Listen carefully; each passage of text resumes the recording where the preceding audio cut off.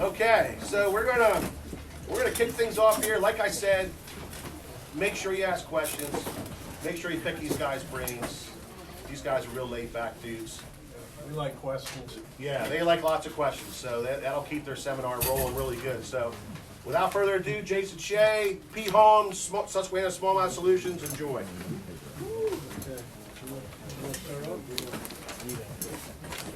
Okay, we're here talking about shallow water river fishing. One of the main things that a lot of people don't realize with shallow water river fishing, more important than lures, rods, reels, is boat control. The fish, you're fishing a foot of water, the fish can feel everything, they can see everything, they know you're coming before you're even there. So what I like to do when it's really shallow is sneak up behind the fish. The fish are always looking upriver. So if you're floating downriver, which most people do, the fish see you 100 yards before. So when it's real low, what I like to do is trolling motor upriver and cast upriver, so you can kind of sneak up. Another thing a lot of people don't take into consideration is keeping the shadow in front of you, keeping the sun in front of you. If you have the sun behind you and you're casting over this way, your shadow is going to project onto the fish and it's going to spook them really easy. Talking about like super shallow water here. I mean, a lot of times we're fishing some areas that most people would think, well, we just need to move along, there's no water here. And that can be a big mistake. The river, certain times of the day, some of your biggest fish are going to come where their backs are almost sticking out of the water. And with that, keep your eye on the water, just not in casting distance, way out there.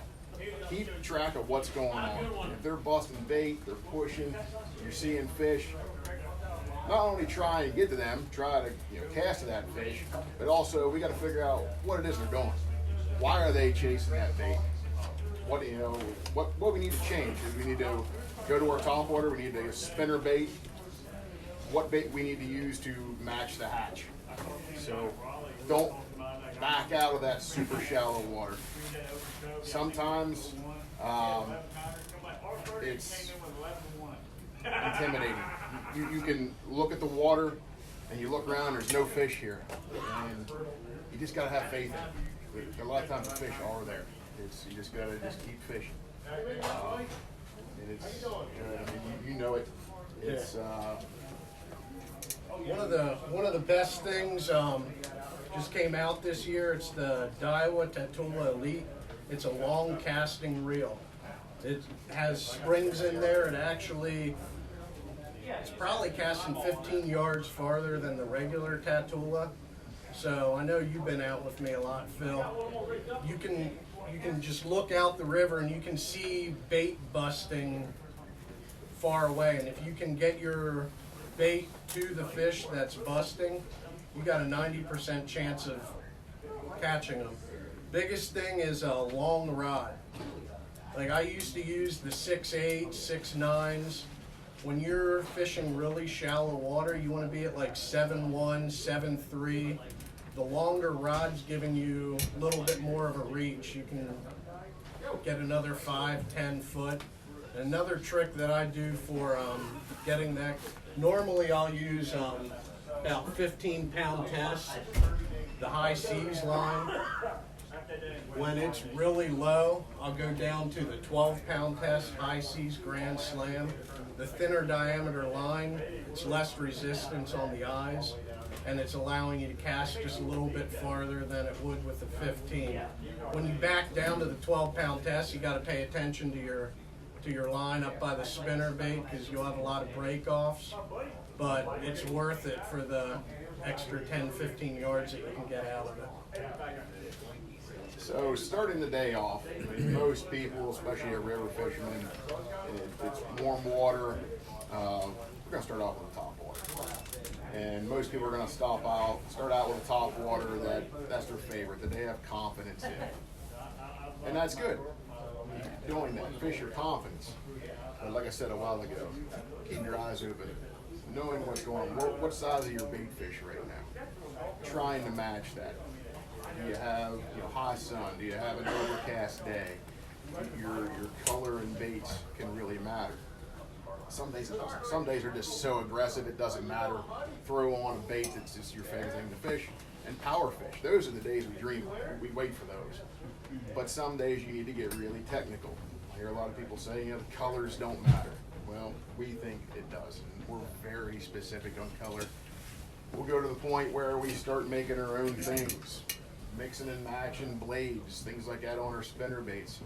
Our top waters, sometimes we'll add a feather on the back on your treble, sometimes taking it off. Having multiple top waters. Having, that sun goes in, sun comes out. Having 2 different colored top waters, your darker top water, your maybe a mirror finish type colored top water, and going back and forth with your cloud cover. A lot of people tend to think, the sun gets up, it's getting to be mid-late morning, put the top water away. Top water bites over. Have that there, ready to go all the time. There's days we'll throw top water almost all day long. It's not even because really they're eating it, it's a reaction. It's how you position your bait, how you're working it, your cadence, slowing it down. Don't put it away. Leave it on the boat, have one ready to go at all times. You're gonna show them your top secret top water? Yeah. My favorite, I started throwing this probably 3 years ago. It's an evergreen bait. It's called an SB 105, Shower Blow 105. It is very unique in the fact that it not only walks, but I can throw it in a spot and I can walk it with minimal forward movement. I can just sit there and make this thing cut and not move forward. It's very unique. It has a spitting action, the tail sinks, and I can just torment it. I can throw it in behind a ledge and just twitch and twitch and twitch and keep it there 30 seconds, a minute. Throw in long pauses, twitch it a little bit, working it, just let it sit. After that long sit and you give it your next twitch, be ready. Crush it. You can also work it along too. You can walk the dog and retrieving it back to you. It works well, but this one of the things about this that I like is how I can keep it in place. I haven't found another walking bait that stays in place quite as well as this. It's really. So as Pete was talking about with Topwater, something I started doing about 2 years ago. It's just an old lure. It's a popper style lure. This is the Rico. They make Donna Iovino makes a splash. It's just your standard popper lure.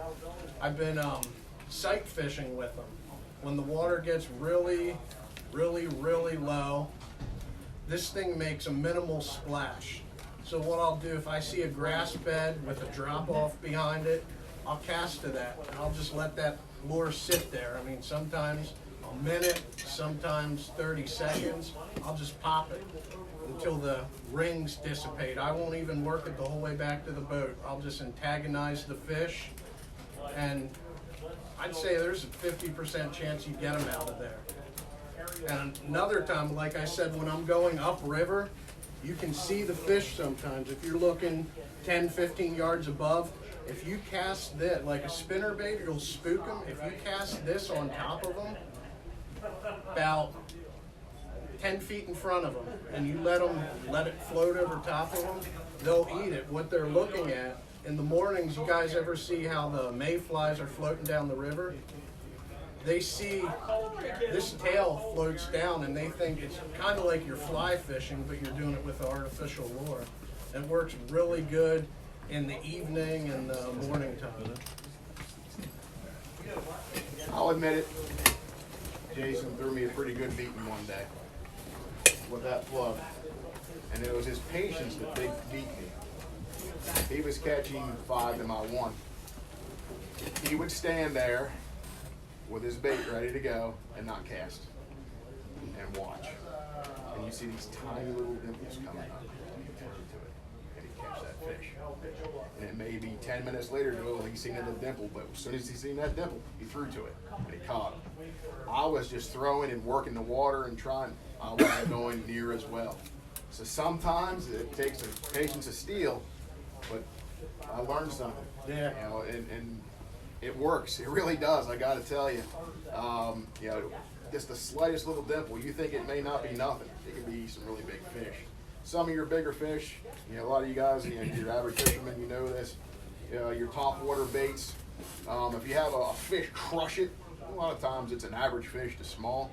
If they come up and slurp it, a lot of times that's a bigger fish. So don't be afraid that little dimple you see on the water you think's maybe something really small, a bait fish or sunfish. Well, you might be surprised what's actually there. So, you know, something to think about. Watching that water and throwing it to them. On the days when nothing else seems to work, it might be a technique to try. Another good lure for sight fishing is the old Yamamoto Senko.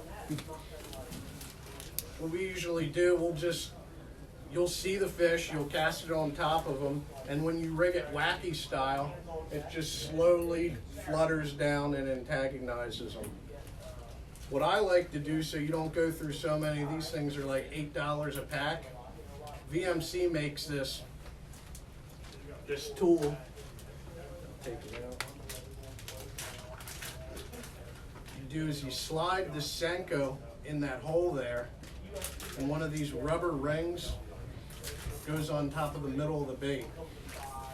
And you take your wacky hook and you hook it through that rubber, so every fish you catch isn't ripping the bait in half. You got the strength of that rubber ring there, reinforcing your bait. But I like to use these weighted wacky hooks. These are made by OMTD. It's like a Molex family.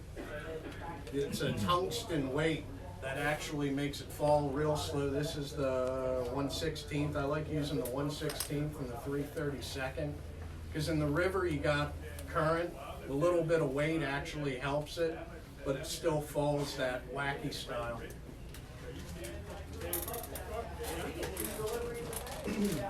We went over so your top waters, some pretty basic stuff. Of course, most people know about the whopper ploppers. Real common. They work great on the river. The 90 size, 110s work, and 130s even. But 90, we lean on that 90 the most. Walking baits, it's a go-to for sure. When they're aggressive, matching that hatch. Pay attention to your bait fish. When you got a fish on, you're fighting your fish, enjoy that. But also, if that fish comes up and jumps at the boat, be watching. Is it spitting up bait? And if it's spitting up bait, sometimes you almost got to make it a point to see, grab that bait that he spit up and match that. See what it is, its size, and try and match your top water to that. Buzz baits. Started fishing a lot more buzz baits in the river. Tend to go really small, light stuff on the river though. My favorite is Nichols, and he likes the Mullocks and like 1/4 ounce, really small. And what you can do there to add some weight is to put like a grub on there as a trailer. It'll help give it some weight, throw it, or crimp weights. Crimp a weight on the back of that hook, still keeping that really small 1/4 ounce profile, but making it you can throw the bait. Another good lure that a lot of people get away from, I mean, all it is a new version of the old gets it grub. Swim baits. When it gets low, I like throwing these swim baits. So this is your 3.5 Molex RT shad. This one has like a really wide wobble. So this one's good for like a fast retrieve, because it's going like that a lot. This is your RA shad. This has like a real tight, it's more like a tail wobble. Yeah, like the cold water type swim baits. These heads, I've been using them for like 2 years now. They really hit on the smallmouth up in the New York. They turned on. A lot of people started throwing them. It actually has a propeller on there. I don't know if you guys can see them. So what that propeller does when you rig it up to your swim bait is it actually slows that bait and gives it flash. So when it's falling, it's that blade spinning, and then when you pull it up, it makes that vibration. It's a really good trick on swim baits. I know there's not too many of them out there, but you guys need to get some. I think there's like 10 packs of them left. It's Mega Bass, I can't know, Kasharoos, yeah, It's Mega Bass. Caution them, when you put your swim bait on, you don't want to push it too far up and get up towards that propeller. Obviously, it won't spin, so make sure you back it off just a little bit. Pretty good little keeper on there to keep your bait in place too. A little dot of super glue that'll help you keep it in place, help extend the life of your bait.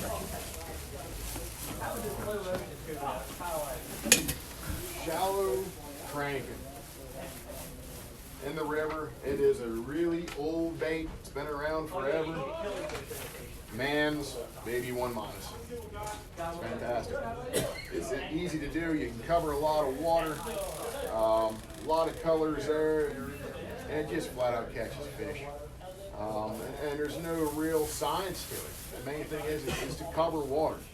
I see people a lot of times that they tend to make the same cast over and over and over. That's okay if you're convinced that you're in a spot where there's fish and you just need to work those fish. But if you have a day where you're trying to figure it out still, when you make a cast, be mindful of, okay, I cast here, you're going to move over a few feet, and you're just going to keep working, especially with a 1 minus like that. Crankbait rod, a glass or a soft action rod for sure.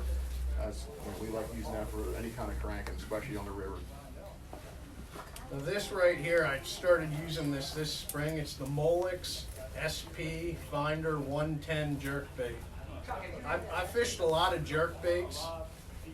This spring, when you have shallow, cold water, it's hard to find a good jerkbait that suspends and doesn't get stuck on the bottom. This thing here will suspend in, normally you don't talk about jerkbaits in shallow water fishing, but this thing here will suspend in about 1.5 feet of water. So in a cold spring, a lot of times it's really hard to catch the fish because they're not on the banks where they should be. They're behind rocks, behind ledge ditches. They're on offshore structure. So with this bait, what I was doing this spring, I'd go and spot lock my trolling motor or anchor above the spots I was casting to, float down river, and I was looking for ditches or troughs. And when you're floating down through, it's like a deeper water area. They usually appear green. What I would do is I'd cast this into that, jerk it once, and just let it sit there and sit there and sit there. 2 minutes later, you would just dead stick it in that trough, and you would catch a fish. I mean, it was pretty consistent pattern. Something similar, one I like using is a Rapala ripstop. I can throw this bait extremely shallow. Again, talking about that foot of water. It's amazing that little bait doesn't come up. Now, these hooks are extremely light. Big fish, you say you're throwing on 10, 12 pound on a bait caster, big fish, you can straighten out these hooks. Be careful. So I actually like to throw it on a spinning rod. I'll throw it on 8 pound mono, give a little bit of stretch to it, and I'll use this on days where you're throwing a spinner bait and they're following it back to the boat, but they're not taking it. This, kind of like, it's almost like an underwater topwater. I can twitch and make this bait work and stay in place and antagonize and work the fish and kind of stay in their wheelhouse a little bit longer. Whenever they're just not in that super aggressive mode, coming down in power level, be going through something like this. It has a really unique little, what do you want to call it, little, Spoon tail? yeah, it's like almost like a little boot maybe on the tail, and it gives it a really unique action. This thing freezes in the water when you stop, it just kills. It's pretty awesome. Very small little bill. They have them in 2 different sizes. I usually throw the small one in the summertime, low clear water. And natural colors. I don't get too crazy on the colors on this. You know, your silvers, shad type colors, being in summertime in clear water. You got a question, Will? Well, I just had one of our viewers is saying the volume's a little low, so if you can speak up just a little bit louder so it can pick it up a little bit better. Sounds good. But someone did brag, though. They said they catch smallmouth on a hot dog and a split shot. So I believe it. what brand? You guys have any questions before we get into spinner baits? Yeah, when you just can't figure it out, what's your progression? What do you go through as far as finding the fish? You start out fast, you know, what do you work through when you're having a lot of struggle? So, struggle days. I'll usually start out, I'm gonna start covering water. I'll put on that 1-. I'll cover water. If I'm not having anything, no luck with that, I'll come down and power from that. I'll go, still trying to cover water, but I'll go to like a fluke. And the fluke, I think people can tend to overwork it. And it's easy to do, to overwork it. But one of the most deadly techniques on a fluke, and it's as boring as watching paint dry, is to dead stick a fluke. And just kind of just let it just tumble down the river and let the current go along and do nothing. I do like to fish this a little bit different. I'm not big on braid, but my fluke setup, I'll fish a braid in a high-vis braid to a fluorocarbon leader, and then I can see that tick, that pickup. Power levels, it comes down to it. There's days that, summer day, we're fishing, moving water, deeper water, and we'll slow down, keep slowing down to the point where we're throwing a Ned rig. We don't like those days. But, we're there to catch fish, and I think, we can get guilty of that too, is we have fun fishing our strengths, especially on our fun days fishing where, we're just out, if it's just for the day, enjoying the day. Talking about chicken wings. Yeah. Where we want to throw that spinner, we throw that at Topwater, and we're just throwing it, and we're not really dialing ourselves in. Don't be afraid to try different things and go down in power level. The Ned rig is always effective. It doesn't matter the season, the water temperature, it just works. But summertime, typically, that's our last resort. We don't want to do that. As far as, covering the water and finding the fish, we'll start with power and just keep working down.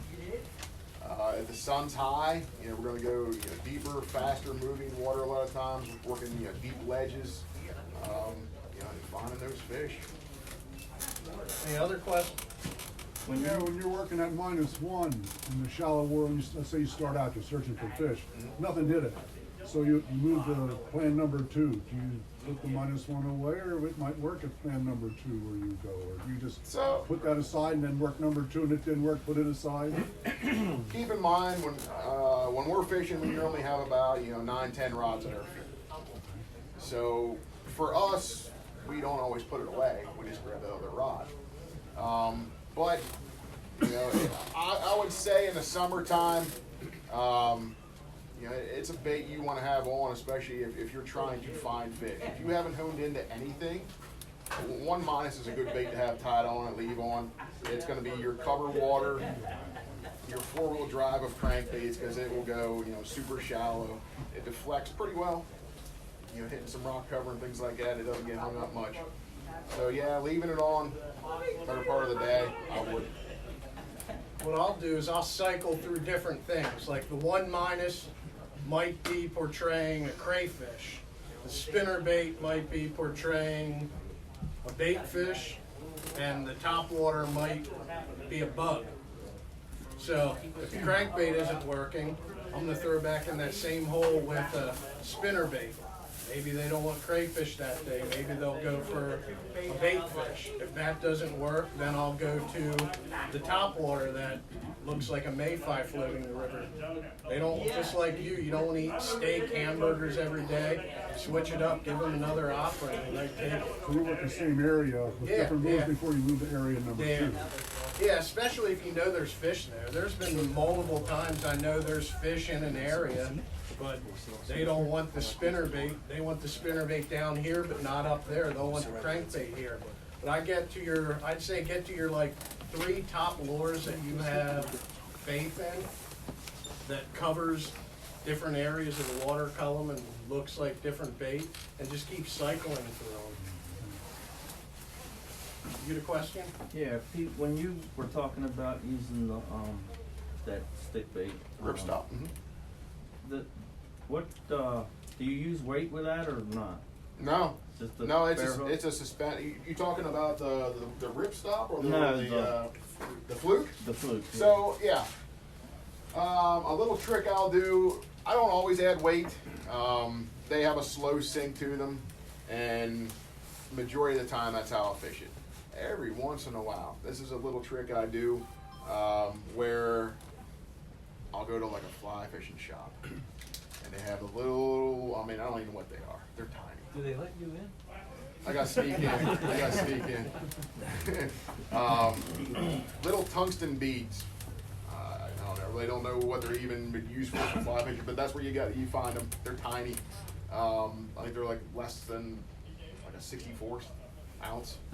I'll put one of those on in front of my fluke, and it'll give it a different action. It speeds up the fall rate, and the weight will slip away from the fluke a little bit. So when I snap it, it kind of makes a different reaction. And it's a very, very subtle deal. But if I have a little bit more current that day, I will tend to put a little bit of weight on there because I'm trying to get that bait down into that strike zone a little bit quicker. But most times, just fishing it the way it is. It'll also depend on the manufacturer of the fluke. The good old Zoom fluke, man, it works. It's been around forever. There's lots of different ones out there. Z-Man makes some really good stuff. They make a floating version and they make a sinking version. So depending on what you got going on there, what bait you're using, you may want to add weight, take weight away. Nail weights also work. I just don't care for them. It seems like for me the bait gets kind of tore up a little quicker when I put a nail weight in, so that's why I opt for that little sliding hook. Even going to a heavier hook.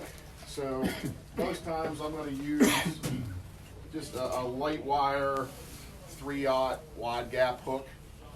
If you want a little bit faster fall rate, I've done this too, is go to like a flipping hook. You know, just overall just a little bit heavier hook, and it's going to help sink that bait just a tiny bit faster. But we're talking about that really splitting hairs stuff when you're getting down to finesse. Lead wire trick. Yeah. Fly shop again. Lead wire. I'll get like 0.25 lead wire, and I use this on several different things. I'll use this for flukes, where you just break a little piece off, and I'll wrap it around. Once I put the fluke on, like the head part of the fluke, but I haven't stuck the hook back through the fluke. I'll take a little bit of lead wire, I'll wrap around the hook, maybe make a section 1/4, 3/8 of an inch long, and then hook my tail section in. And I can adjust this. I can just pull on that and break it off and really adjust my weight. Where it really works is jerk bait. The jerk bait deal, I can put that lead wire. Let's use this so we can see this a little bit better. Lead wire around the shank of the hook on jerk baits.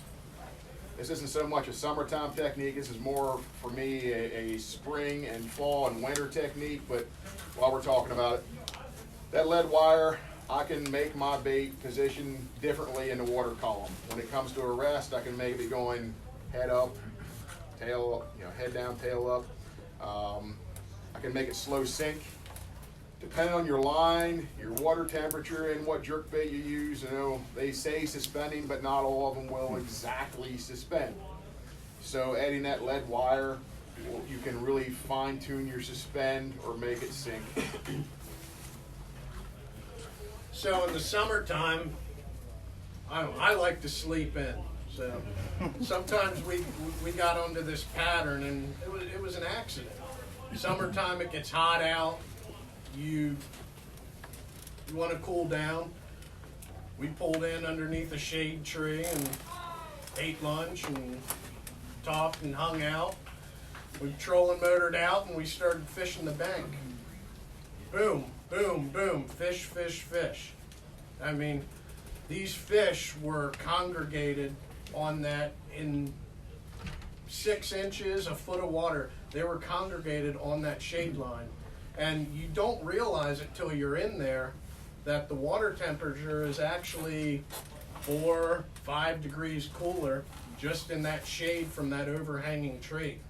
So what we started doing then is we'd sleep in, we'd just come out and we'd just go down the bank and fish the shade line. And a lot of our biggest fish from summer came from that. I mean, it seemed you didn't catch any little fish at all on these shade lines. It was all 15 to 20 inch fish. Shower blow. On that shade line, your shade line may only be 2 feet, and you've got to be in that 2 feet. So if you're throwing a whopper plopper, you throw that in, you're pulling it out, your bait was only in that shade line for a second. This I can leave there for a minute and keep working it. So moving your baits around to match that. Another lure that was real good on the shade line. Where is that buzz bait? This Molex 1/4 ounce buzz bait.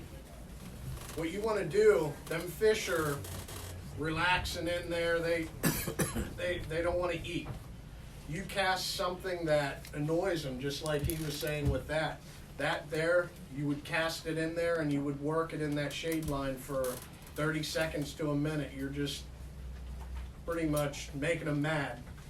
With this, makes a lot of noise. It's a compact, small size. Like the bigger one for the shade line fishing, you're throwing it in a foot of water, that's gonna scare them. This here, it don't make much splash, but it makes a lot of noise, so you get a lot of bait, or a lot of bites with that. Do you run a trailer on that at all? Like a swim bait, you just I run straight? usually don't run a trailer Unless he's I really need frustrated. to. I've seen 3 trailers on the back of one of his baits before. Yeah. With the trailer hook, you have the chance of injuring the fish. So if you're not fishing a tournament, you get that trailer hook down in their throat and they start bleeding. I just don't like to do it. I'll go and I'll break a rod out of anger before I put a trailer hook on there, you know. But you guys have any more questions? Do you ever use a tandem on the flukes Yes. Or the double fluke rig? Yes. in the fall? Yeah. I've used it a little more this past season. I used it. I'm not going to say that it's something that I really got a whole lot of confidence in on the river. I'm sure it works great in a lot of places. And there's probably guys that do really well in the river with it. I tried a little bit this year. Didn't really. What I grabbed out of that double fluke rig is it seems like it does really well when you're in at least 5 foot of water. We're fishing where we fish. A lot of times you're in 1 to 3 foot of water. So the fish are looking at it this way.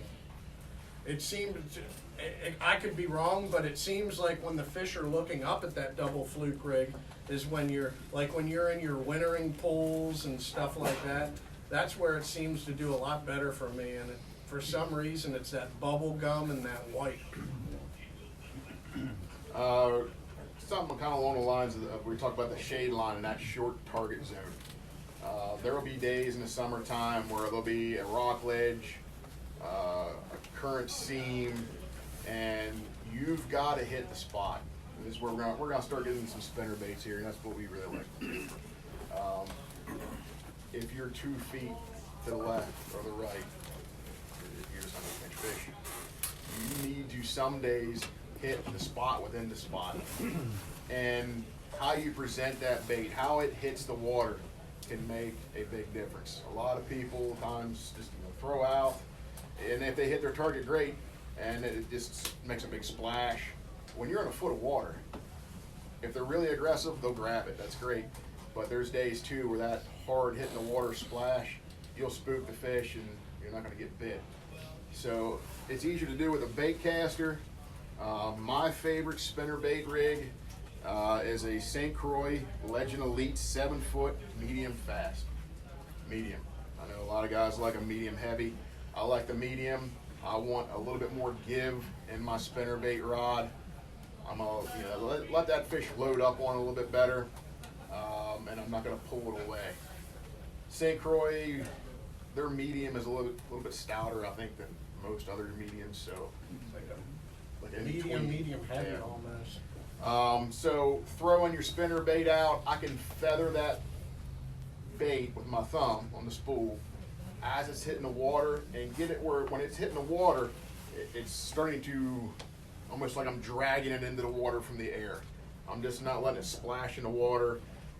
It's gonna hit bottom and then start reeling. It's no good. You need to have that bait almost in motion before it hits the water and work it into that spot. We call it splash and grab. Those days when they're doing that and it's working, it's that bait hits the water, and if you don't get bit within them first couple seconds, you might as well just burn it back to the boat and try and hit that next spot again. There's days where they'll get it on the reel, and there's days they get it on the splash only. Basically what you're doing them days, you're just fishing for the reaction. You cast it on top of it. If they react to it, you got a bite. If they don't, burn it back in. One of the biggest, almost broken rod, but for that I use a 8-to-1 reel, because like I said, 95% of your reel is useless. They aren't chasing. You get them to react, or you don't get them at all. So the higher speed reel is eliminating a lot of unused line. Get that bait back in and making your next cast. Spinner bait, size, color, blade size, blade color, it's a science. Is there exact rules? No, but don't be afraid to experiment. My favorite spinner baits, Nichols pulsators, they're fantastic. If you don't have any, you got to get one or two and give them a try. Your first couple times you throw a Nichols, you're going to feel the difference. You're going to feel the drag. When you pull this Nichols through the water, it's pulling back. It's throwing a ton of vibration. It is thin wire, but it's not ultra thin. But because of the way the blade size, it throws a ton of vibration with that. Summertime, clear water, I tend to stick with 1/4 and 3 ounce for the most part in the river. Colors, natural shad colors, blue shad, silver blade that has silver and blue flake to it. Really, really good color for low clear water. They make a couple different sizes in this. You can get smaller blades as well. This is coming back to that match and the hatch thing. If you're getting fish coming up and spitting bait fish that have little bait fish 1.5 to 2 inches long, you need to downsize those blades. Take those blades off, put different ones on. So if you break a spinner bait, don't throw them away. Keep them. Keep your old blades and start rotating them in and out. Another, and this throws a ton of flash, is the hologram blades. Love them. When that sun's out, I can make this thing flash and flicker. It's fantastic. Just not throwing and reeling. That stutter. Whenever you're reeling, hit that reel and just pause for a split second and keep going. A flick of the rod tip up or down. Get those blades to clack and flash a little bit. Flare that skirt. Those are all factors in triggering fish to bite. Just throwing and reeling, it works, but there's much, much more you can do with a spinner bait. You guys want to take a look at these? Pass them around. I like the Moloch spinnerbaits. These are some of the sturdiest spinnerbaits I ever came across.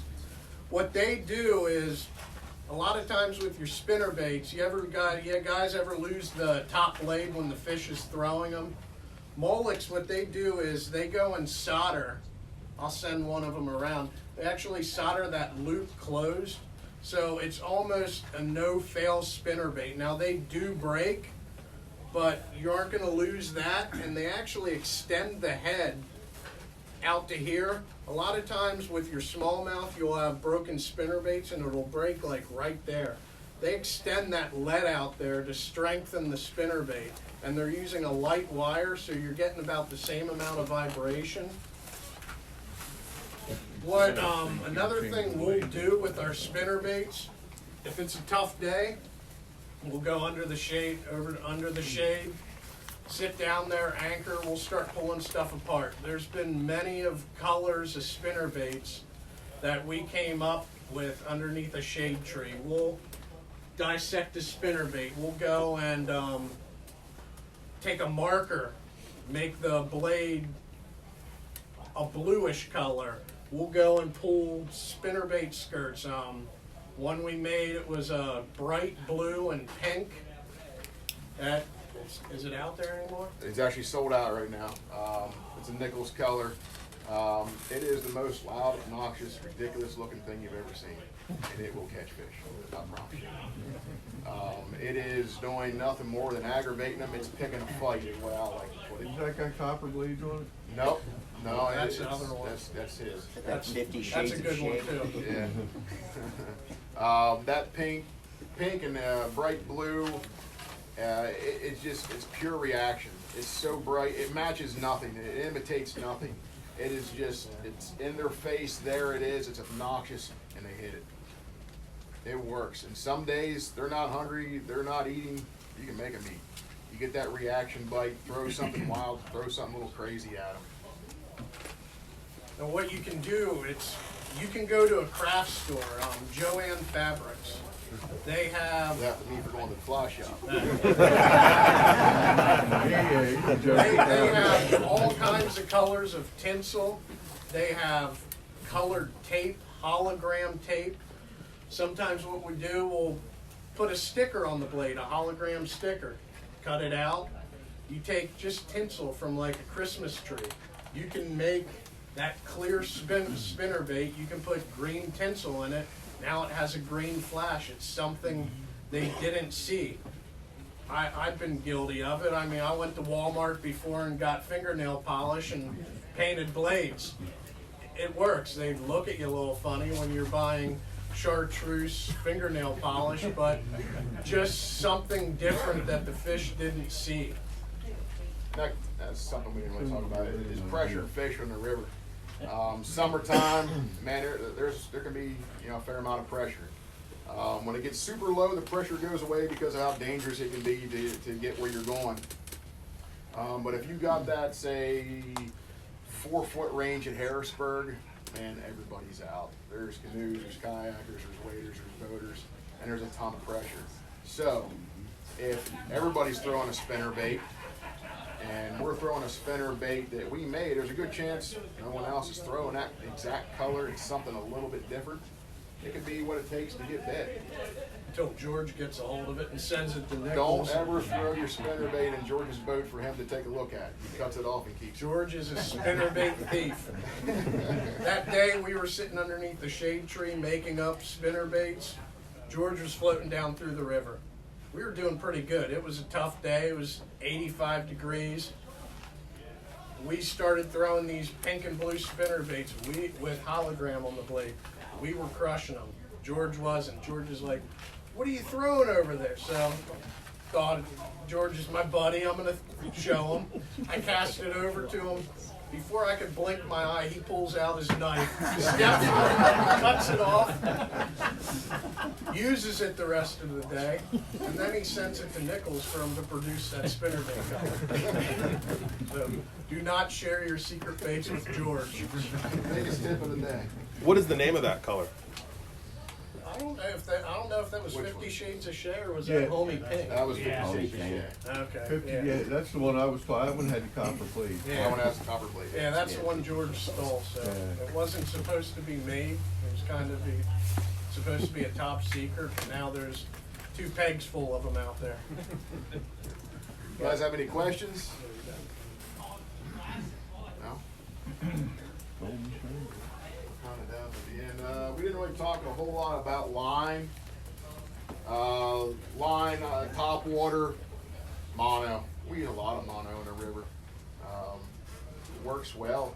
We you know, it's cheap. We replace our line often. If we are Ned rigging and things like that, we will do fluorocarbon. Flukes, like I said, I'll throw that braid to fluorocarbon leader. Spinner baiting, I'll go back and forth. I started using a little bit more fluorocarbon last year on the river for spinner baiting. I went to actually 15-pound fluorocarbon.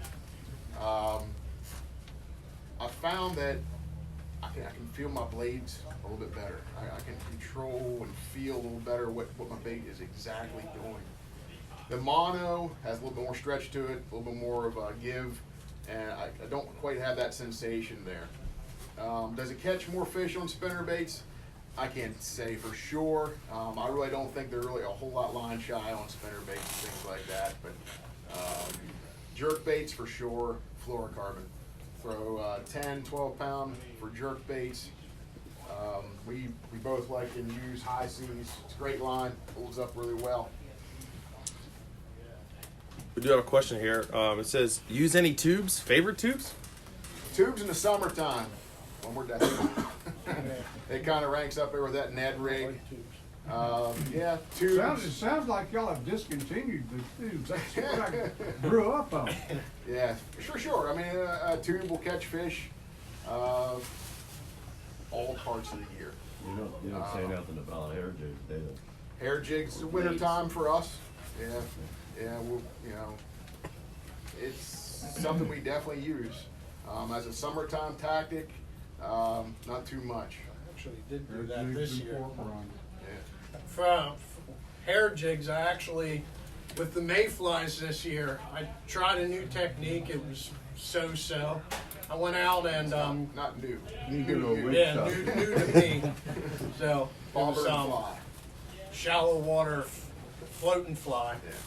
So I got a clear fly like they do on the lakes, the floating fly, and I tied it was a 1/32 ounce hair jig. Tried floating it down through the river. It worked. It's not as good as I thought. So that's why we're not talking about it really. So, I'm gonna go ahead. When you fish the net rig, did you use a fluorocarbon? Yeah. Yeah. What's like for it on spinning? Spinning rod, 8 pound, 6 to 8 pound. Wintertime, we'll use 6. A lot of times it's how you close the bail on your reel. Be sure when you're using a spinning rod, close it with your hand. Give a slight pull on the line to seek that line. From time to time, especially in the river, if you're in an area and you got some current, your line's getting a little kink through it, take your line off, open up the bail, let some line out, give it a couple pulls, let everything straighten out, pull it back on, hit a little reel magic, you're good to go. For those who I missed do that when question. It's really cold, I take the fluorocarbon off. Fluorocarbon works really good when it's warm. It seems to me when it gets below 30 degrees, it just wants to coil up and it's a real pain, so I'll just pull it off. You get a lot more sensitivity from it, but it's just not worth the hassle from it coiling up. And I even went down to 6 pound test thinking the thinner diameter would help some. It helps some, but it just doesn't, it doesn't react good in cold water, and I get a lot more break-offs. It seems a lot more fragile in that cold water. That all stemmed from the gentleman asked for his Ned rigs what line they use. So just, I don't know if everybody could hear that. They asked, or to answer the question about the tubes, what tubes? There's a lot of different tubes out there. In the river, we're typically using a teaser tube of some kind. 2.5 to 3 inches, 1/8 to 1/4 ounce jig head on a 1/0 hook, exposed jig hook.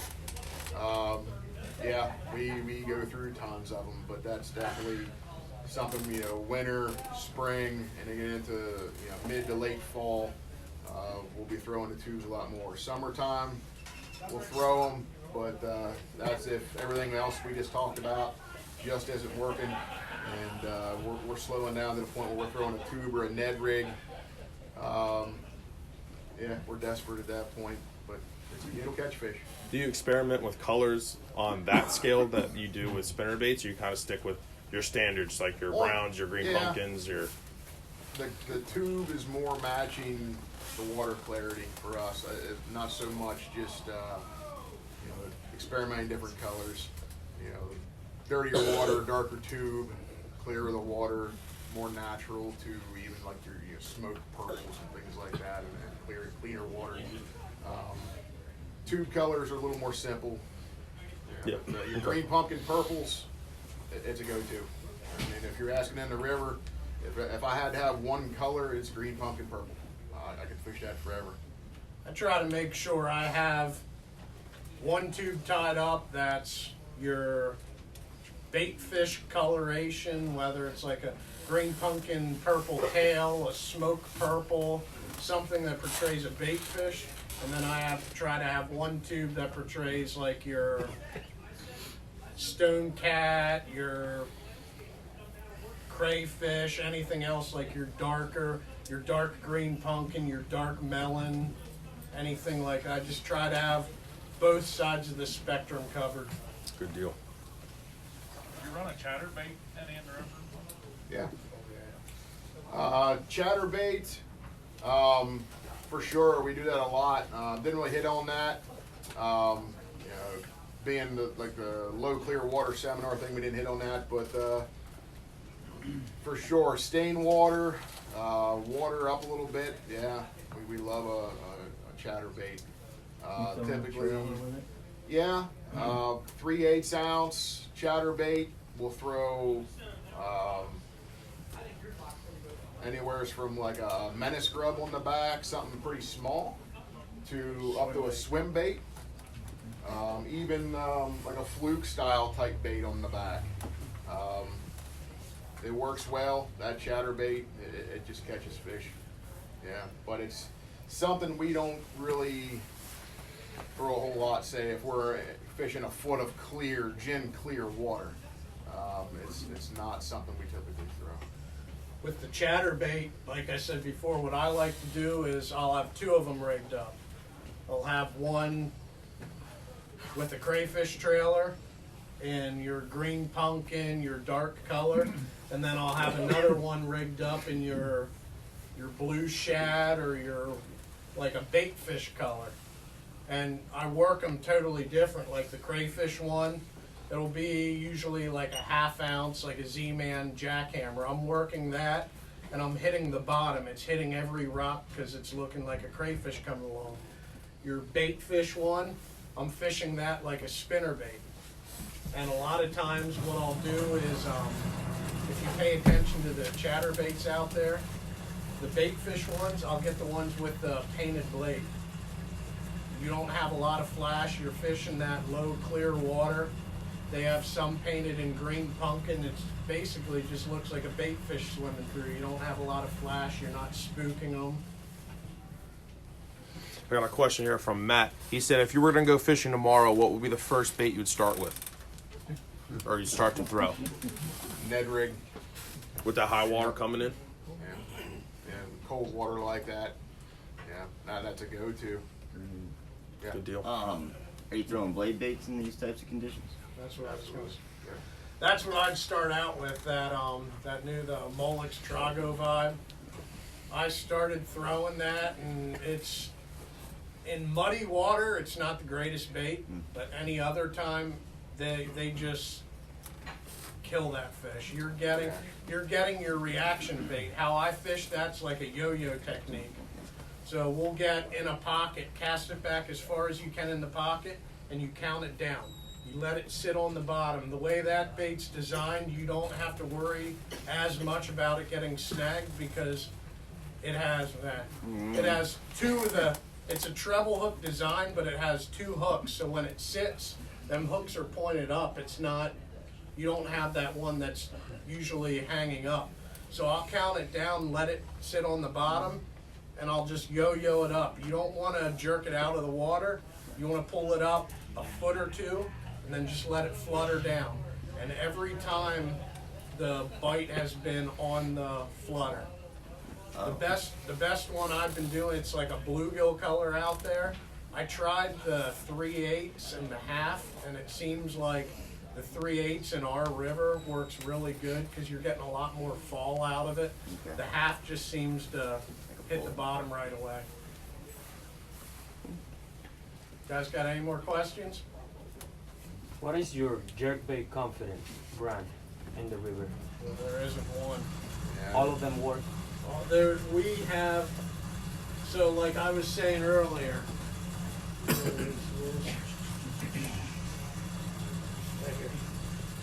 so this Molex Finder 110, this is a suspending one.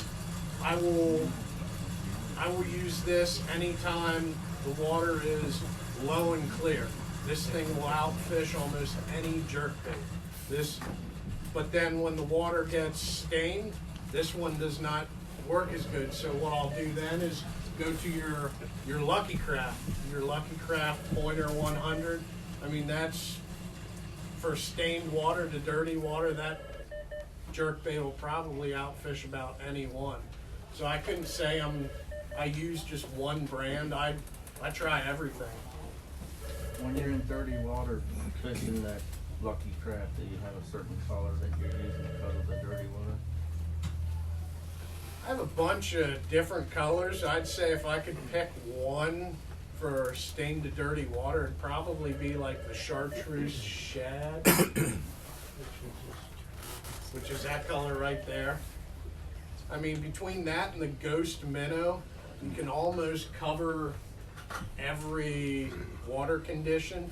When it gets real dirty, I get into like the golden shiner with the orange on the belly. But I don't use that one too much. I'd say that color is probably what I use 75% of the time. You have a question? Yeah, the Lucky Craft have so many jerkbait models, and I get confused. What is the one that works for like winter, spring, summer? If you're gonna have one Lucky Craft jerkbait and one color, it'd be ghost minnow, in my opinion. That's very universal. In a size 100 or 78. In the river, you'd want like your standard dive and not the deep dive. Well, I guess it depends where you are. If you're fishing like the Harrisburg area, your standard, not the deep dive, and ghost minnow. It's a go-to. It works. Good deal. Questions? All right. All right, Pete.